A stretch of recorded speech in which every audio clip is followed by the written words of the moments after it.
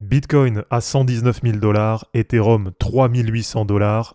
Donc est-ce qu'on approche d'un top de marché ou est-ce qu'il y a encore la place pour que ça monte? Eh bien c'est ce qu'on va voir ensemble ce matin dans ce nouveau suivi des indicateurs. Sachant que là, on est sur un niveau record pour un suivi et qu'on a pas mal d'altcoins qui ont bien performé sur les derniers jours, eh bien peut-être que pour cette semaine, on va avoir certains indicateurs qui vont commencer à marquer des points. Allez, comme d'habitude, si ce n'est pas encore fait, pensez à vous abonner, pensez à liker et à commenter cette vidéo pour soutenir la chaîne. Et pour ceux qui veulent vraiment tout exploser sur le bull run en 2025, pour ça, vous avez juste à cliquer sur le lien Linktree en description et à rejoindre les différents groupes qui vont vous aider à bien booster vos gains cette année.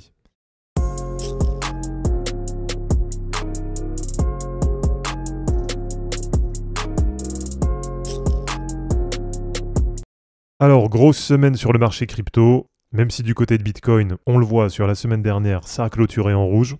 Mais en tout cas, Bitcoin qui est bien venu dépasser les 120 000 $ et qui nous a fait un nouvel ATH sur la semaine dernière vers 122 000 $. Et du côté des alts, c'est pareil, c'est vraiment positif et c'est en grande partie bien emmené par Ethereum qui nous a vraiment fait des grosses perfs là sur les dernières semaines et qui est passé en à peine un mois d'à peu près 2100 $ à maintenant quasiment 3800 $. Alors, du côté du suivi, je vous rappelle que la semaine dernière, on avait Bitcoin à 118 000 $. Donc là, on était sur un niveau record pour le suivi. Mais pourtant, la semaine dernière, eh bien, ça n'a pas suffi. Et sur l'ensemble des indicateurs, on a terminé la semaine à zéro. Et je vous rappelle qu'historiquement, eh bien, le record, c'était sur la semaine du 8 décembre, où à l'époque, on avait Bitcoin à 99 800 $. Et où au total, on avait terminé la semaine avec 3,5 points sur l'ensemble des indicateurs. Allez, on est parti pour le suivi. Et comme d'habitude, vous connaissez, on va déjà commencer avec le total market cap. Donc le market cap des cryptos qui remonte bien, qui est maintenant à 3 900 milliards de dollars. Et donc là, on est bien sur un niveau record du côté du market cap des cryptos. Donc à suivre là sur la semaine, peut-être que pour la première fois, on va passer les 4 000 milliards de dollars sur le market cap total.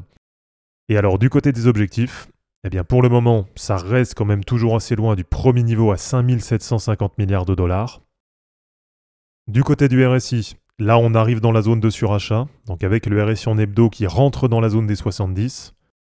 Donc là pour l'instant il n'y a rien non plus d'inquiétant, ça reste qu'un premier signal.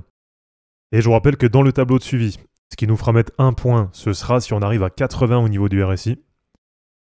Et alors du côté du Dynamic Rainbow 50, là pour l'instant on n'est pas encore sur la courbe en vert, mais on voit que petit à petit on commence à s'en approcher. Et aujourd'hui elle est vers 4 400 milliards de dollars. Et donc pour le moment, sur le market cap total des cryptos, on termine la semaine à 0 sur les 3 indicateurs. Allez, pour continuer, on va aller regarder la même chose, mais cette fois-ci sur la Total 3, donc sur le market cap des altcoins sans Bitcoin et sans Ethereum. Et alors là aujourd'hui, on est à 1070 milliards de dollars. Donc contrairement au market cap total, là sur les altcoins, on n'est pas encore sur un ATH. Et donc pour le moment, bien sûr, on reste assez loin du premier objectif à 2300 milliards de dollars.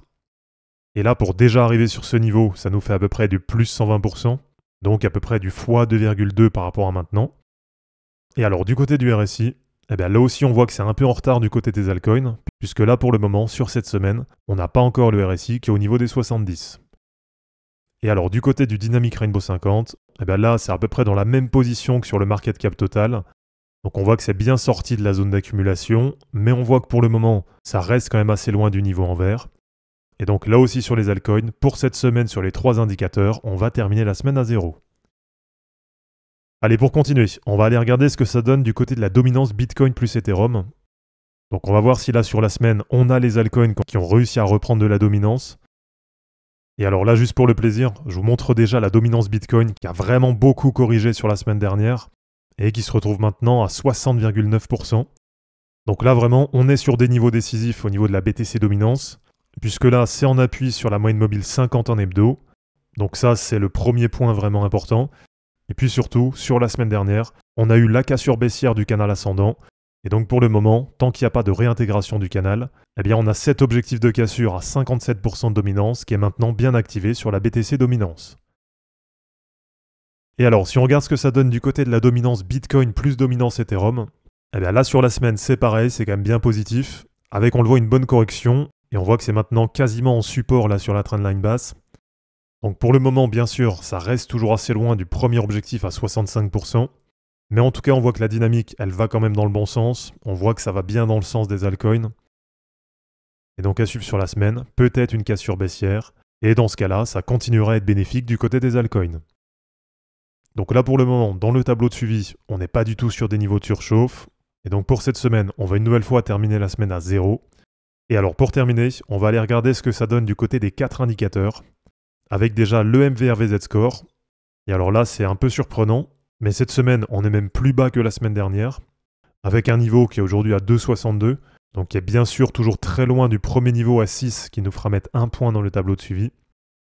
Du côté du NUPL, donc du côté des profits et des pertes non réalisées, et bien là c'est un peu pareil, c'est même assez surprenant, et on est légèrement plus bas que la semaine dernière, et on est revenu à un peu moins de 57% de profits non réalisés.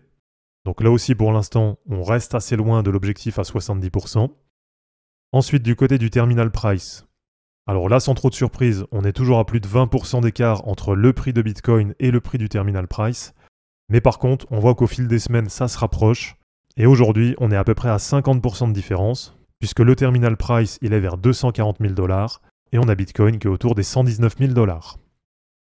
Et alors pour terminer, du côté du P-Cycle Top Indicator, eh bien là aussi pour le moment on a toujours bien plus de 20% d'écart entre les deux courbes, mais par contre on voit que petit à petit ça commence à se resserrer, donc ça déjà c'est quand même un premier point qui est assez important.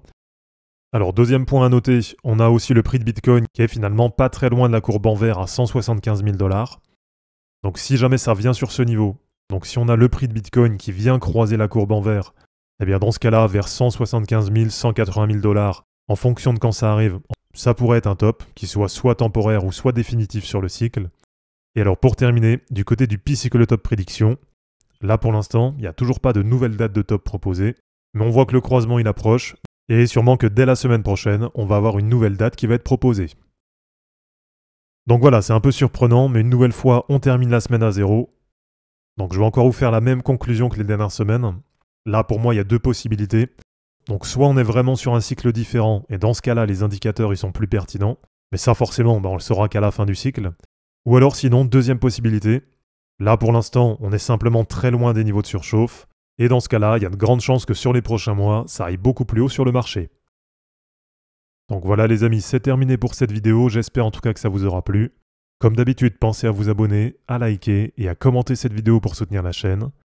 De mon côté, je vous mets tout ça en ligne, et je vous dis à bientôt. Ciao!